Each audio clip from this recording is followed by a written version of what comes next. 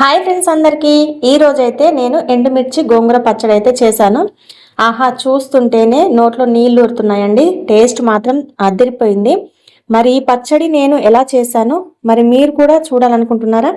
అయితే ఈ వీడియోని చివరి దాకా చూసేయండి. మన ఛానల్ని ఎవరైనా కొత్తగా చూస్తున్నట్లయితే ప్లీజ్ సబ్స్క్రైబ్ చేసుకోండి. అలాగే వీడియో నచ్చితే లైక్ చేసి మీ ఫ్యామిలీ మెంబర్స్కి షేర్ చేయండి. ఇక వీడియోలోకి వెళ్ళిపోదాం.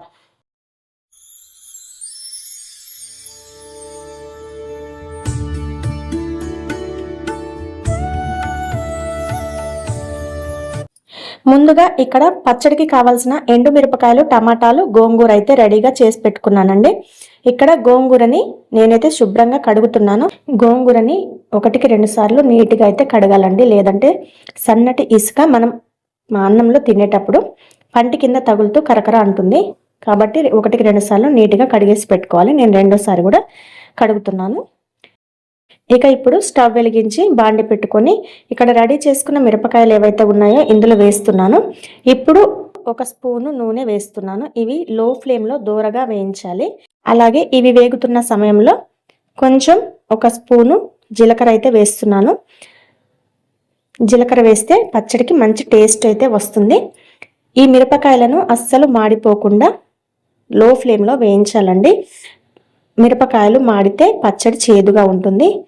సో ఇక్కడ దూరగా అయితే వేగినాయి. వీటిని ఒక ప్లేట్లోకి అయితే తీసేసుకుంటున్నాను. అదే బాండీలో 2 స్పూన్ల నూనె వేస్తున్నాను. ఇక్కడ నేను తీసుకున్న టమాటాలు ఏవైతే ఉన్నాయో వాటిని తొడిమే తీసేసి 4 ముక్కలుగా కట్ చేసి ఇందులో వేస్తున్నాను.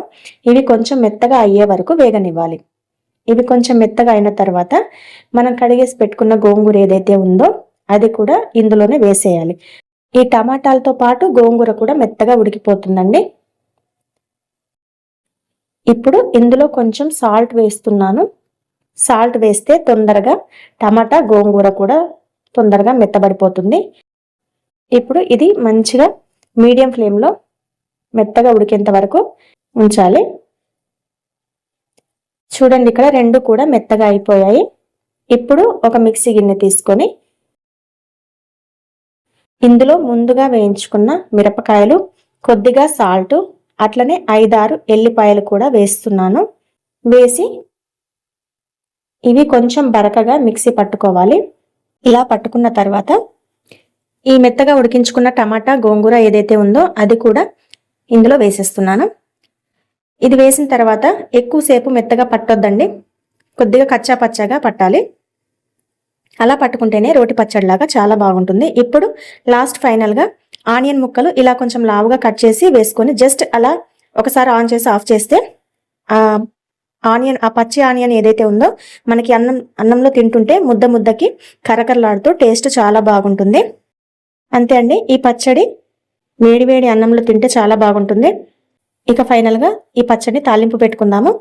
అదే బాండీలో కొద్దిగా నూనె వేసి జీలకర్ర, ఆవాలు, మినప్పప్పు వేసుకొని కొద్దిగా ఎండుమిరపకాయలు వేసి ఇది కొంచెం వేగాక 3 ఎల్లిపాయలు కూడా కొద్దిగా కచ్చా పచ్చగా దంచి నూనెలో వేయాలి. ఇప్పుడు 2 రెమ్మల కరివేపాకు వేస్తున్నాను. ఇలా వేగిన తాలింపును ఈ పచ్చడిలో వేసి కలుపుకుంటే చాలు. ఇది కూరలు లేకపోయినా ఈ పచ్చడితో కమ్మగా కడుపు నిండా తినేయొచ్చు. చూసారు కదండి, ఎండుమిర్చి గోంగూర పచ్చడి మీకు నచ్చిందా? అయితే మీరు కూడా తప్పకుండా ఇంట్లో ట్రై చేసి పచ్చడి ఎలా ఉందో కామెంట్ చేయండి. మరిన్ని వీడియోల కోసం మా ఛానల్ని సబ్స్క్రైబ్ చేసుకోండి. Thank you for watching.